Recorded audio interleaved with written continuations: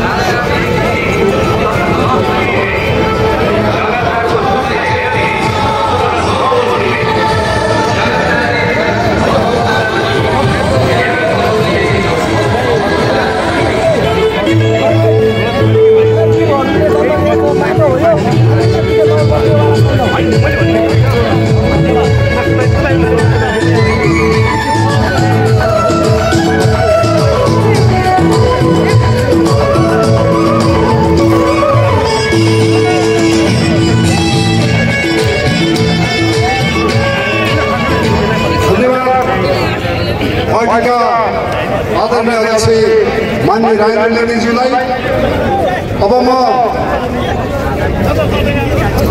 अघि मैले उद्घोषण गरिसकेको छु। अब म आफ्नो मन्तव्यको नेताहरू महामन्त्री धवल शमशेर, उपाध्यक्ष चाहिँ रविन्द्र मिश्र लगायतका अरू साथीहरू बिना कारण झुटा लगाएर उहाँहरूलाई हिँड्ने गर्नु पर्यो र यो लोकतन्त्रलाई बन्द गर्न पर्यो भनेर चाहिँ यो कार्यक्रम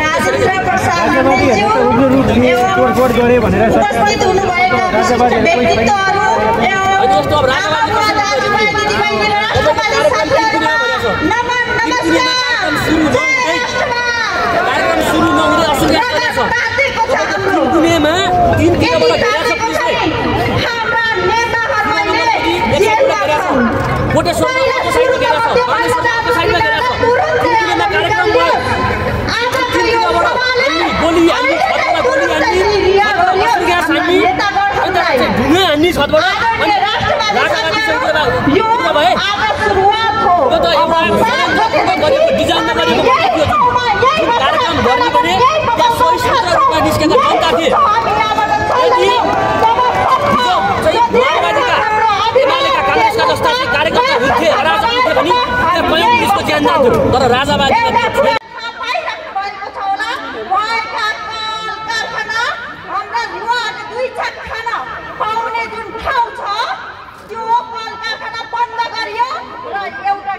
कारखाना मात्रै खोलेर राखेका छन्। त्यो के हो थाहा छ? भ्रष्टाचारी जन्माउने कारखाना खोलेका छन् यो लुटतन्त्रीहरूले। लुटतन्त्रीहरू यहीबाट भन्न चाहन्छु तिमीहरूलाई, आजै तिमीहरू भागिहाल, नत्र घरबाट थुतेर राष्ट्रवादी साथीहरूले कुट्नेछन् तिमीहरूलाई। आदरणीय राष्ट्रवादी साथीहरू, यो देशमा नि गणतन्त्र फैलिएको भए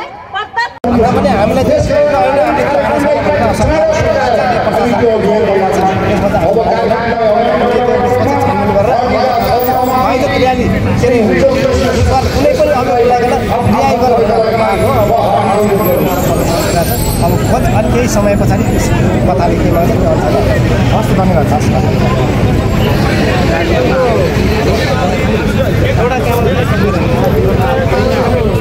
सर्वप्रथम आज यस खबरदारी सभामा मैले 2 शब्द राख्नेमा आज म आयोजक समितिलाई धेरै धेरै चाहन्छु। र सर्वप्रथम म हाम्रा पार्टीका वरिष्ठ उपाध्यक्ष रविन्द्र मिश्र र पार्टीका माननीय धवल शमशेर राणा महामन्त्रीज्यूलाई तत्काल तुरुन्त रिहाईको माग गर्न चाहन्छु। म यो झुटा मुद्दा खारेज गर, झुटा मुद्दा खारेज गर। साथीहरू, विश्वमा धेरै सिद्धान्त विचारहरू हुन्छन्, त्यस्तै नेपालमा पनि संघीय लोकतान्त्रिक गणतन्त्र जवान हुँदाखेरि यो देशको माटोले तपाईहरुलाई पत्याएको थियो, यो देशको पानीले पत्याएको थियो र यो देशको तमाम नेपाली जनताहरूले तपाईहरुलाई पत्याएको थियो। तर आजको दिनमा तपाईहरु पुरानो भयो, नेपाली जनताहरूले तपाईलाई मन पराएनन्। त्यसकारणले गर्दा अबको विकल्प भनेको यो देशमा राजा सहितको प्रजातन्त्र र सनातन हिन्दू राष्ट्र नेपाल हो। त्यसकारण हामी निर्विकल्प हौं भन्ने तपाईहरुले त्यो घमण्ड र त्यो अहंकारीपन तपाईहरुले त्याग्नु साथीहरु। सबै पार्टीहरु कांग्रेस, एमाले र माओवादीका पनि धेरै राष्ट्रवादी साथीहरु छन्। उहाँहरु पनि मैले देखिराखेको छु। यो देश बचाउनको लागि, यो देशको जनता बचाउनको लागि हामी भएका छौँ।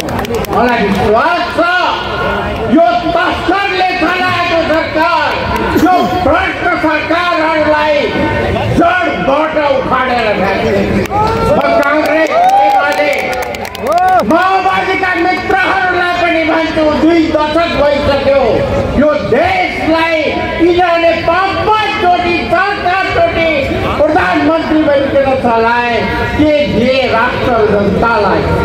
छातीमा हात राख्नुहोस् त। म कांग्रेस, एमाले र माओवादीका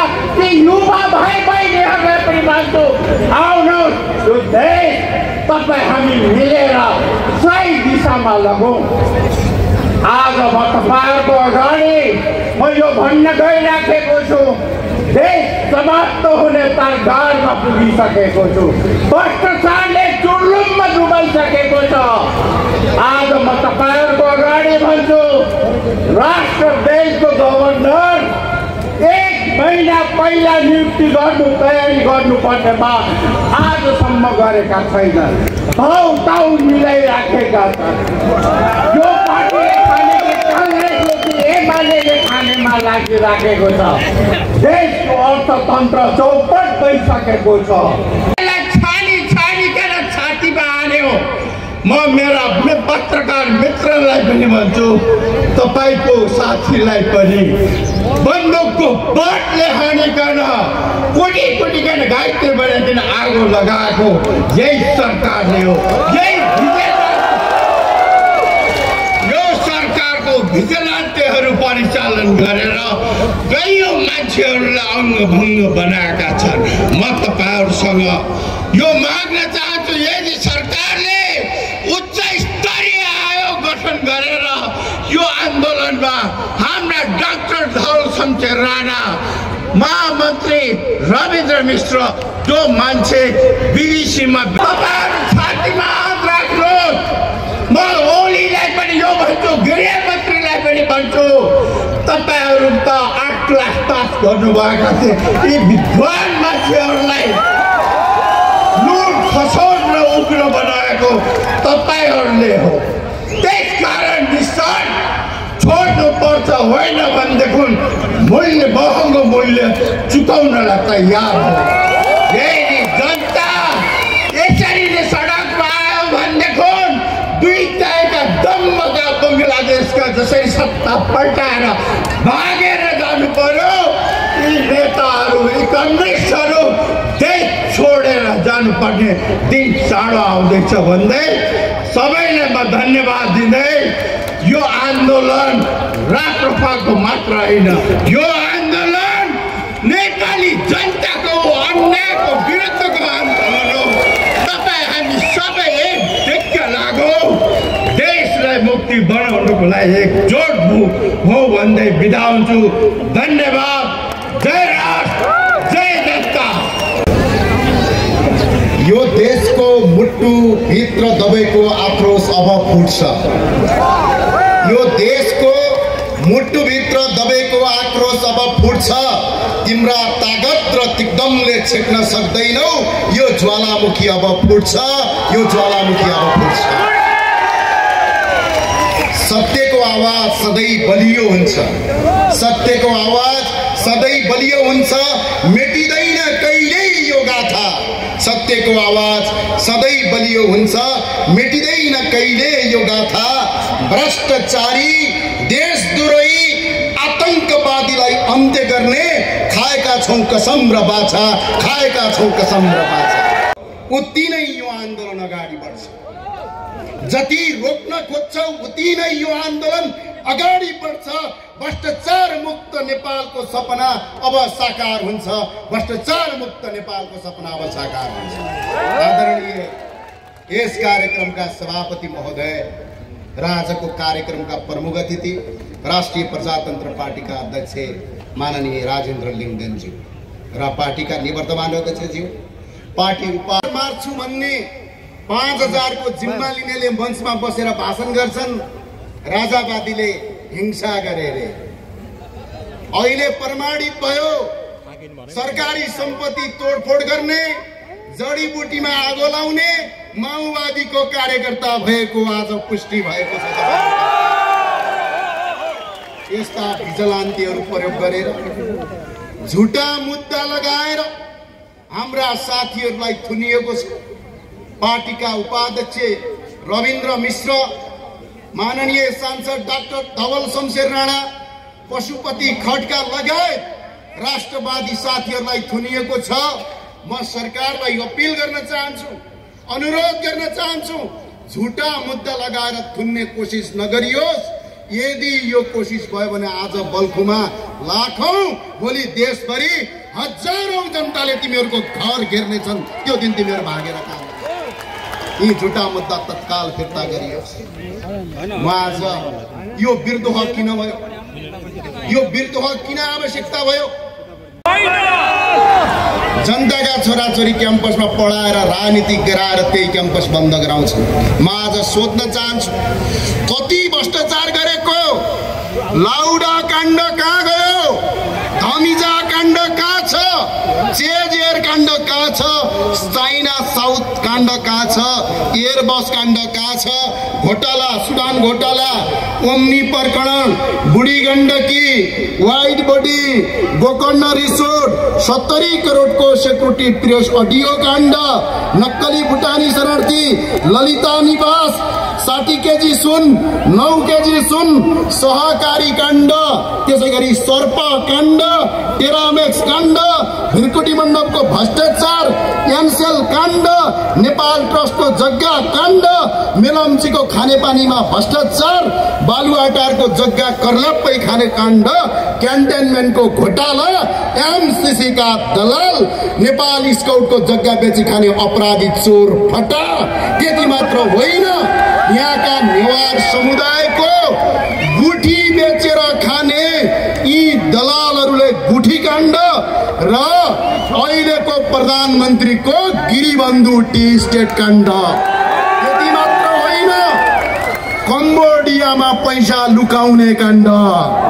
यसका साथ यति काण्डको छानबिन गर, दोषीलाई कारबाही गर। अख्तियारका प्रमुखलाई मेरो अपिल छ, पार्टीका कार्यकर्ताको हल्लुने कार्यकर्ता नबन। अख्तियार प्रमुखज्यू, तपाईँलाई अपिल छ।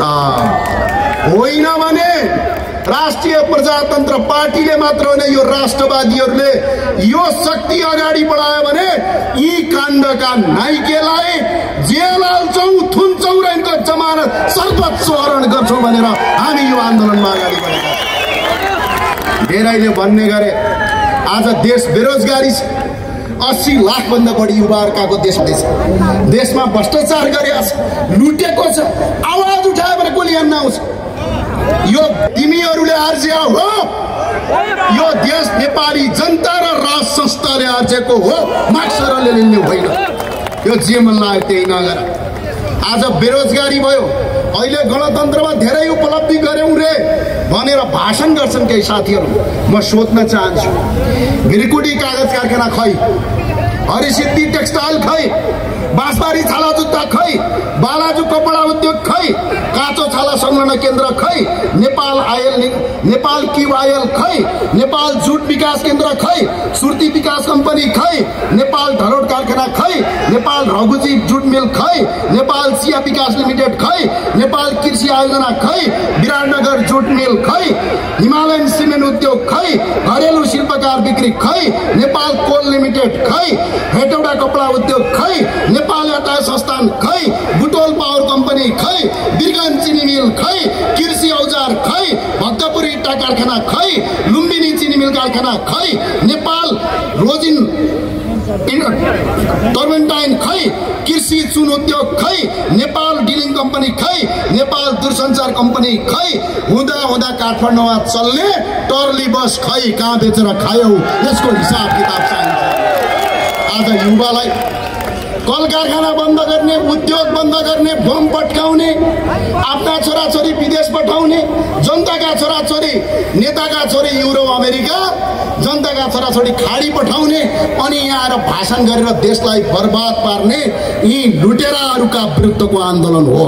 यो उठ्छ यसका साथ। यो 16 वर्षमा यिनीहरूले 14वटा सरकार फेरे, 1000 मान्छे मन्त्री भए, 3000 करिब सांसद भए, 31वटा प्रदेश प्रमुख भए, मुख्यमन्त्री भए, 30वटा प्रदेश प्रमुख, 3टा राष्ट्रपति, 3टा उपराष्ट्रपति, गाउँ गाउँमा छोटे राजा बनाएर यो देश लुट्ने यी लुटेराहरूको विरुद्धको आन्दोलन हो। यो कुराहरू गर्दा एकजना मान्छेलाई रोजगारी दिन सकिया छैन अनि भन्छन् के थाहा छ?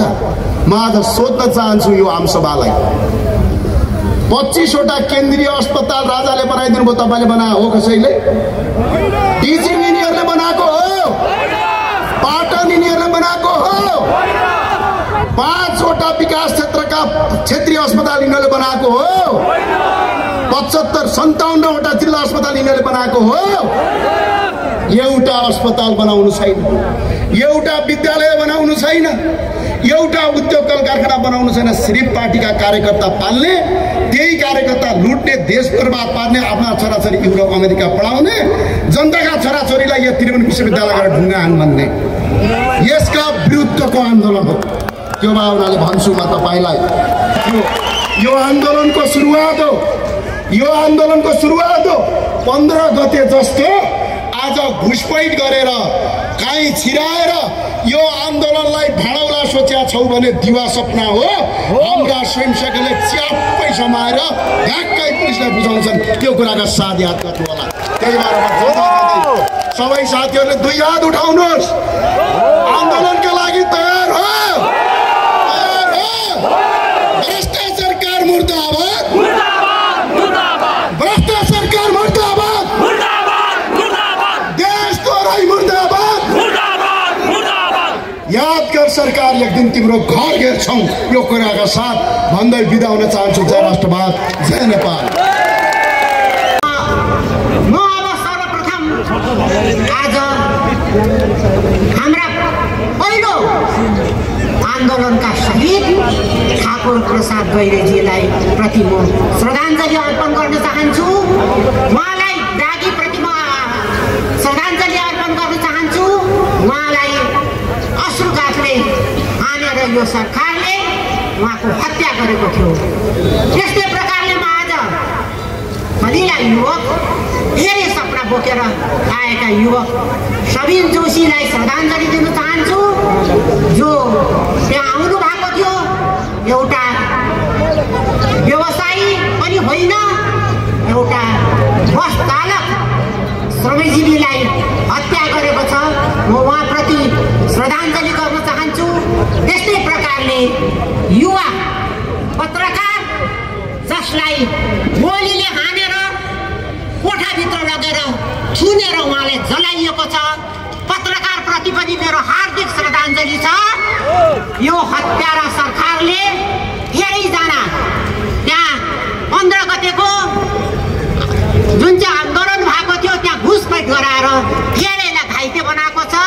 ती घाइतेहरूलाई पनि म शीघ्र राष्ट्रवादीहरूको जित भएको छ। कहिल्यै पनि विदेशी दलालहरूको जित भएको छैन। सत्यको जित हुन्छ र राष्ट्रवादीहरूको जित हुन्छ। आज तपाईहरूले यो आन्दोलनको सुरुवातको लागि जुन किसिमको विशाल जनमानसले जुन एउटा उद्घोष गरिसकेको छ, अब छिट्टै राष्ट्रवादीहरूको जित हुनेछ। अब फेरि यो देशमा त्यो बिहानी आउनेछ। यो देश हिन्दू अधिराज्य राज संस्था सहितको पूर्ववत रूपमा ती कल कारखानाहरू खुल्नेछन्। यी हाम्रा देशका भाटा